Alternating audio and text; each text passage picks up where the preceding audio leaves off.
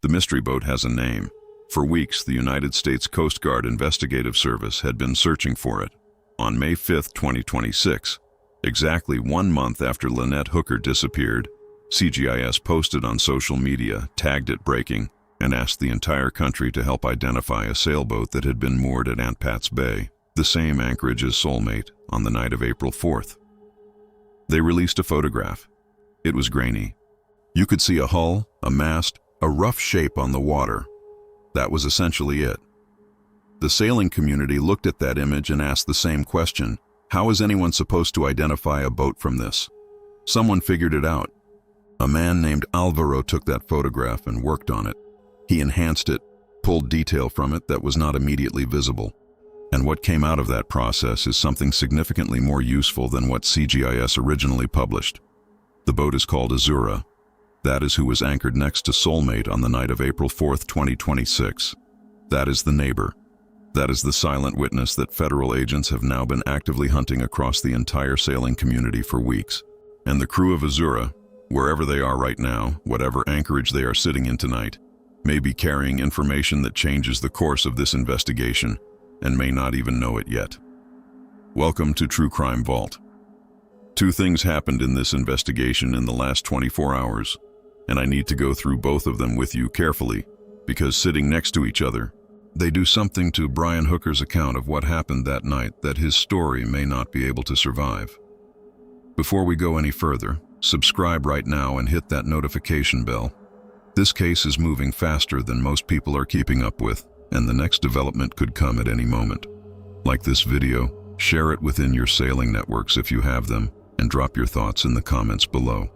By the end of this video, I need to know, does the paddling demonstration change how you read Brian's account? And do you know the boat Azura or its crew? Let me know.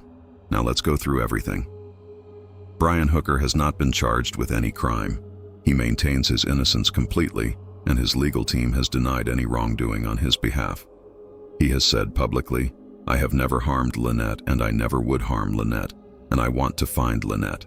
That is stated clearly at the beginning of every episode because it is true, it matters, and it is how this channel operates. We follow the evidence and let it speak. Now, let me explain why the Coast Guard going public about Azura is a bigger deal than most coverage of this case has conveyed. Federal law enforcement agencies do not post breaking news on social media for routine matters.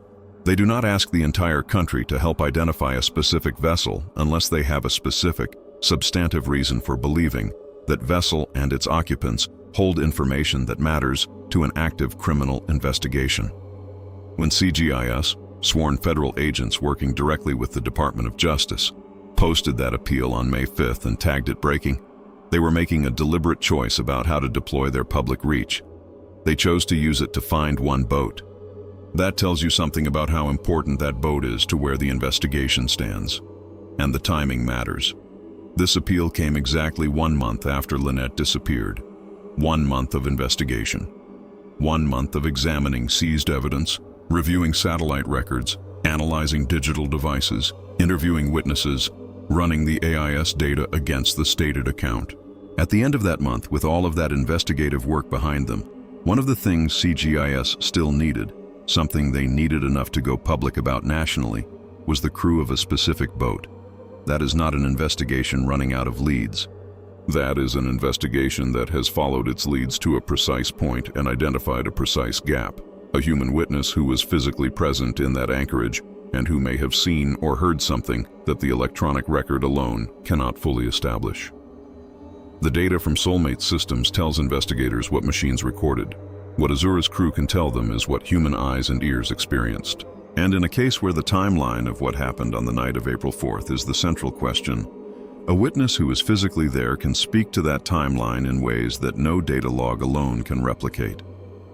Now let me explain why the geography of Aunt Pat's Bay makes this particularly significant, because a lot of people watching this case are not sailors and may not fully picture what that anchorage actually looks like. On May 5th, CGIS posted on social media using the word breaking. The U.S. Coast Guard Southeast District. Not a local police statement, not a routine press release. A federal law enforcement agency posting on social media, tagging it breaking, asking the entire country to help find one specific sailboat. The official post read, "CGIS is asking the public for information about the disappearance of Lynette Hooker within Aunt Pat's Bay, Bahamas, April 4th. CGIS is looking for the owner of the sailboat moored near the sailing vessel Soulmate." CBS News obtained the memo that accompanied that public request. That memo states that the owners or occupants of that vessel may have information relevant to the CGIS investigation. Read that language carefully. May have information relevant to the investigation. That is not casual phrasing. That is deliberate, precise federal law enforcement language.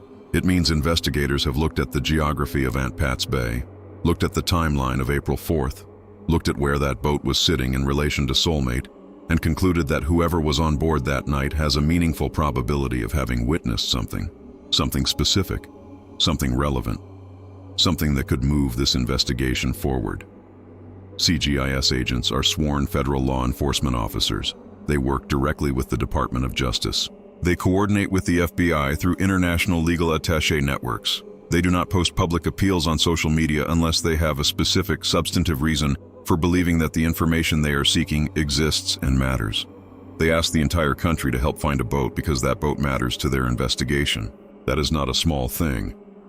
Now let me explain why the geography of Aunt Pat's Bay makes this particularly significant. Because a lot of people watching this case are not sailors and may not fully picture what that anchorage actually looks like. Aunt Pat's Bay is a protected anchorage. It sits in the lee of Elbow Cay, meaning the island itself shields the water from the full force of open ocean wind and waves. That is why sailors choose it. That is why, on the Saturday before Easter Sunday, one of the busiest sailing weekends of the Bahamian season, that anchorage had multiple boats in it. It is calm water. It is a gathering place. It is the kind of spot where sailors sit in their cockpits in the evening, watch the sunset, watch the water, and watch the other boats around them. That is what you do when you are living on the hook in a beautiful anchorage in the Bahamas on a warm April evening. Azura was in that anchorage, sitting right there next to Soulmate, on the night everything happened. And the Coast Guard wants to know what Azura saw. Now let's talk about what Azura's crew might be able to answer, because the questions are specific and they matter enormously to the evidentiary record of this case. Before we get into those questions, let's understand why a sailboat anchored in the same bay means what investigators believe it means. Aunt Pat's Bay on the evening of April 4th was not a remote stretch of open ocean. This was a protected anchorage on a busy Easter weekend, the kind of gathering point where sailors who are living on the hook tend to spend their evenings in exactly the way sailors do, in the cockpit, watching the water, watching the sky, watching the other boats around them. In Bahamian anchorages, especially on holiday weekends, that kind of ambient awareness is constant. You notice when a dinghy comes and goes. You notice lights coming on and off on nearby vessels. You notice sound traveling across the calm water between boats. You notice flares. You notice movement, not because you are looking for it, but because you are simply there, outside, in a quiet anchorage at night. And these things happen in your peripheral vision and your consciousness, whether you intend them to or not. The crew of Azura was there. They were sitting in that anchorage, with Soulmate nearby, on the night of April 4th, 2026. And what they observed, or what they did not observe, is now something that federal investigators believe may be relevant to a criminal investigation into the disappearance of an American citizen. The sailing community's response to finding the name of this boat matters as much as any other development in this investigation right now, because the sailing world is not like most communities. It is smaller than it appears from the outside. Sailors know each other across oceans. They follow each other's AIS tracks. They cross paths in the same anchorages, the same marinas, the same provisioning stops along the routes that connect the eastern United States to the Bahamas and the Caribbean. A boat called Azura that was in the Abacos on April 4th, 2026, has a history on the water that someone in that community knows. Someone has anchored next to that boat before. Someone has had a drink with that crew. Someone has shared a dock or a mooring field with them somewhere along the route that brought them to Aunt Pat's Bay on that specific night. That person is the link between the investigation and the answers it needs. And the only way that link gets made is if this story reaches enough people in the right networks. Now the questions for Azura's crew. According to Brian's account, he and Lynette left the Abaco Inn around 7:30, got into the dinghy, and Lynette went overboard somewhere during the short crossing back toward the anchorage. If that account is accurate, Soulmate should have been sitting completely empty and dark from approximately 7:45 onward. No lights, no movement, no people, just a 55-foot sailing sloop sitting quietly on its mooring in the bay, unoccupied, dark. Was it? Did Soulmate look empty and quiet that evening? Or did something on that boat catch your attention? A light, a sound, movement on deck, someone in the cockpit, anything at all? The second question, did you see a dinghy return to Soulmate that night?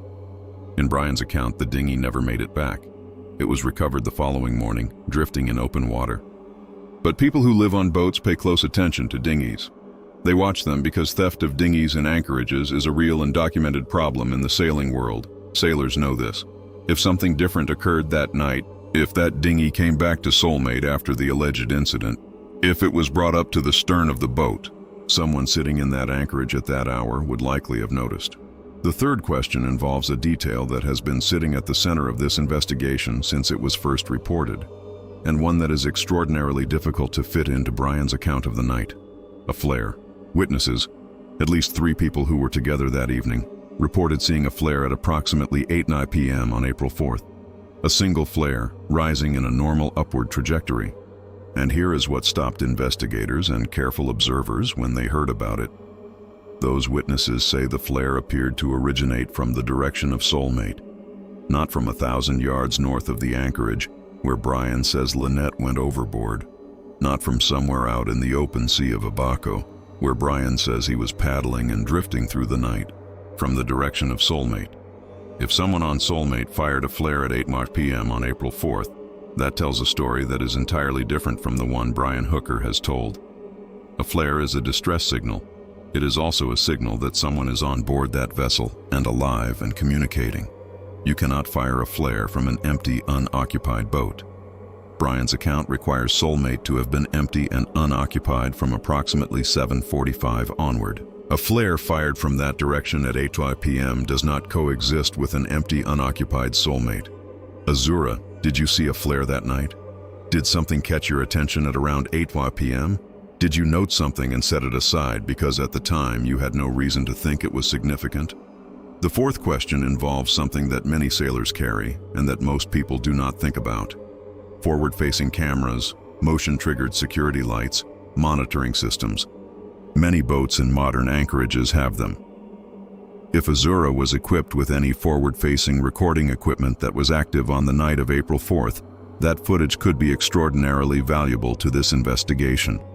And here is something important about evidentiary footage. The key detail may not be obvious. It may not be a clear shot of something dramatic in the foreground. It could be in the background of footage triggered by something completely ordinary. A pelican landing on the bow, a wake passing through, someone moving on a nearby boat. Whatever is on that footage, if Azura had cameras running that night, investigators need to see it. If you are in the sailing community and the name Azura means anything to you, if you have seen that boat, met its crew, shared an anchorage with it in Marsh Harbor, Hopetown, Nassau, Fort Lauderdale, or anywhere along the sailing routes of the Bahamas and the eastern United States, please come forward. Please share this video within your sailing networks. The CGIS Tips application is available on iOS and Android and accepts anonymous submissions. The link is in the description below.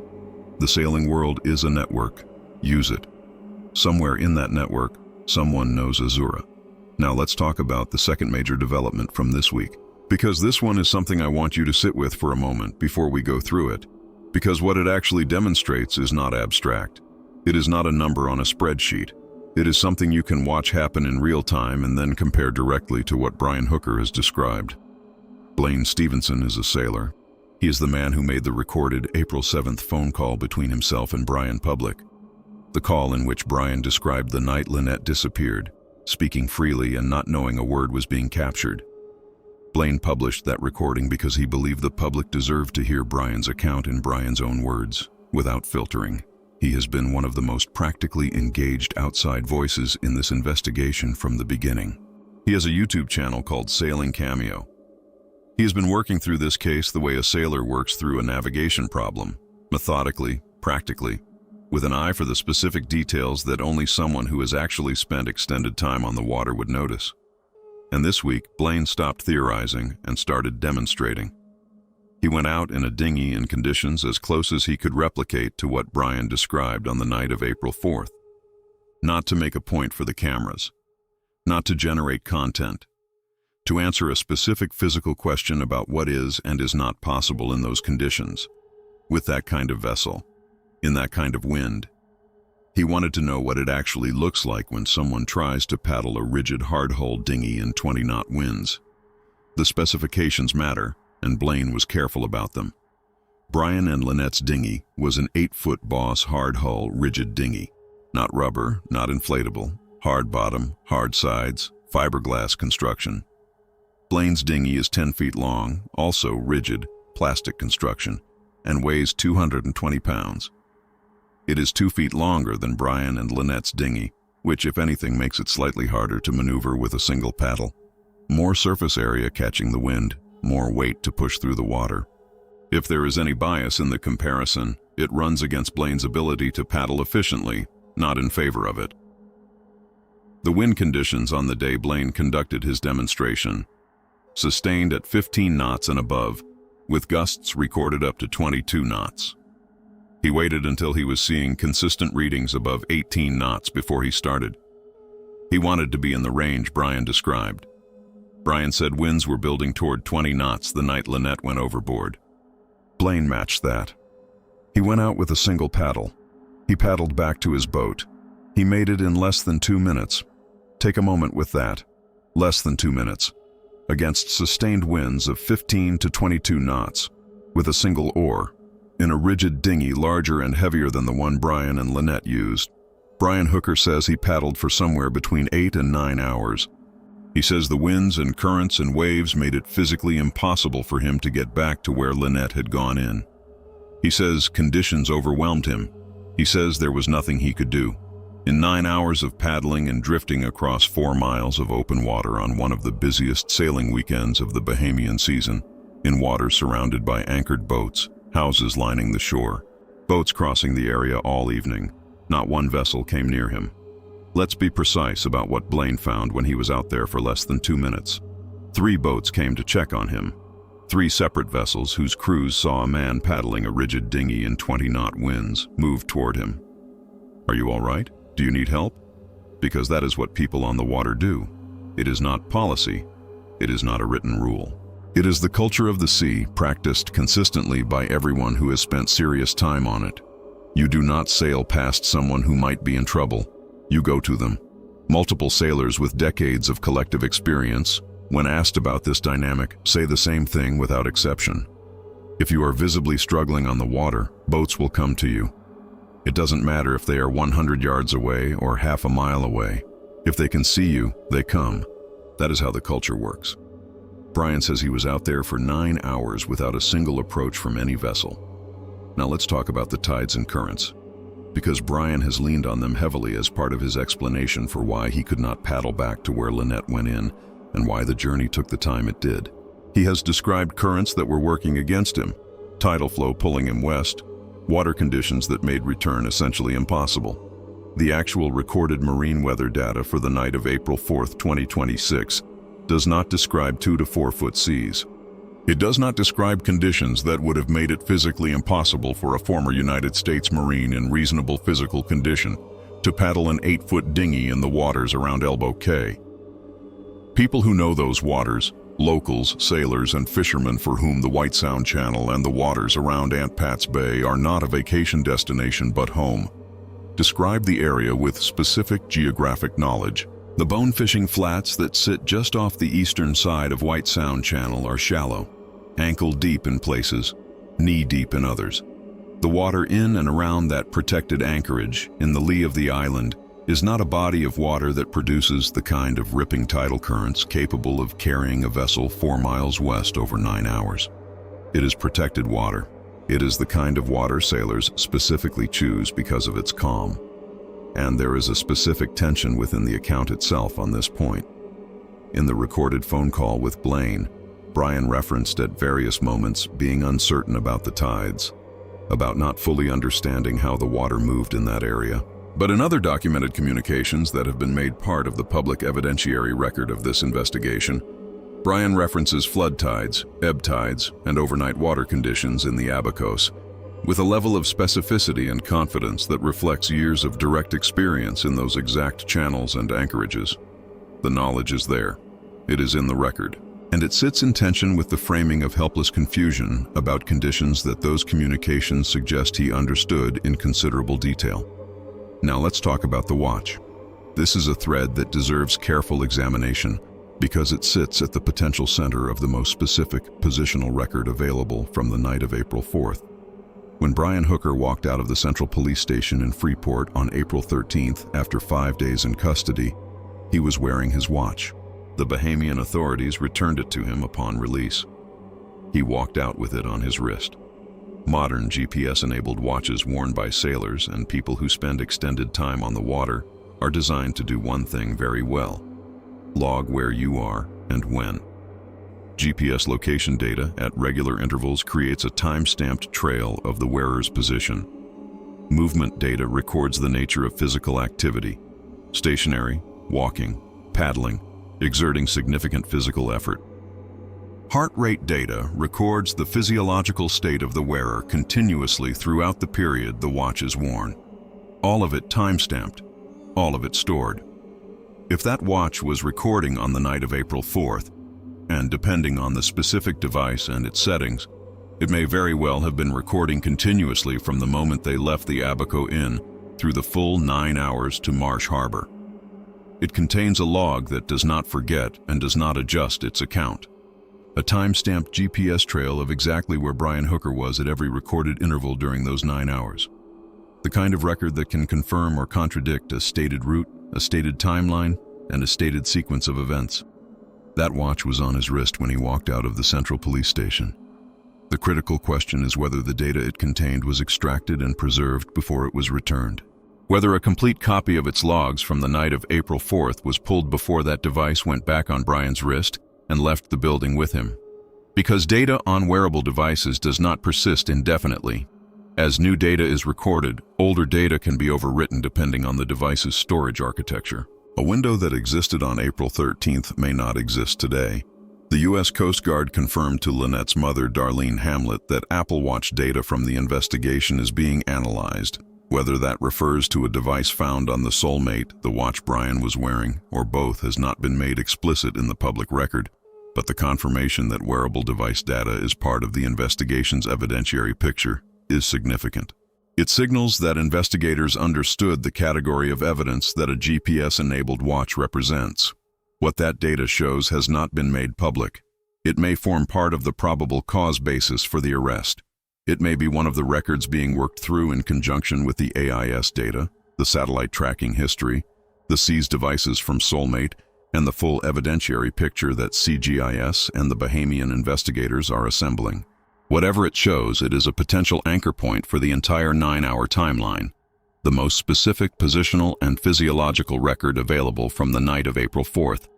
And the Abaco Inn footage deserves one more mention before we close, because it represents one of the clearest potential answers to one of the investigation's most central questions.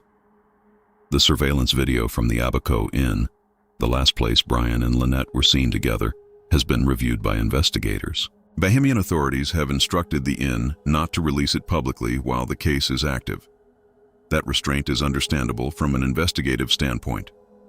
Active criminal investigations protect evidentiary material from public disclosure for legitimate reasons. But here is what that footage could answer definitively: the exact time Brian and Lynette left the building that evening. Not an approximation, not a range between 7 and 7:30. The precise time, recorded on the surveillance system's timestamp. In a case where the difference between leaving at 6:38 and leaving at 7:30 is the difference between conditions matching Brian's account and conditions contradicting it entirely, that timestamp is one of the most consequential single pieces of evidence in the case. It either confirms or contradicts the departure time Brian gave to police. It does so with documentary certainty rather than witness recollection. And it is sitting in an investigation that has not yet shown us everything it knows. Let's bring the whole picture together, because here is where the investigation stands today and what the combination of these two developments means for what comes next. The mystery boat has a name. It is Azura. Its crew, wherever they are right now, may be holding pieces of this case that are significant in ways they do not fully understand yet. They were in Aunt Pat's Bay on the night of April 4th. They were anchored next to Soulmate on a calm Easter weekend evening. They may have been in their cockpit watching the water in the way that sailors always do. They may have seen something. They may have heard something. They may have footage from a security camera or motion light that was triggered that night and that they have never thought about in relation to a federal criminal investigation. If you are in the sailing community and the name Azura means anything to you, if you have seen that boat, met its crew, shared an anchorage with them anywhere from the Bahamas to the Caribbean to the eastern United States, please come forward. Please share this video. This is exactly the situation that the sailing community's network was built to handle. You know boats, you know crews, you know routes. Someone in that network knows Azura. That person may be the difference between an investigation that stalls at the edge of what the electronic record can show and one that has a human being who was physically present to speak to what happened that night. Blaine Stevenson went out in conditions matching what Brian described. He paddled a larger, heavier dinghy back to his boat in under 2 minutes. 3 separate boats came to check on him before he finished. Brian says he paddled and drifted for 9 hours without a single vessel approaching him. On Easter weekend, in one of the most active sailing anchorages in the Abacos, in waters that locals describe as calm and protected, at recorded weather conditions that do not match the description of 2 to 4 foot seas. Less than 2 minutes versus 9 hours.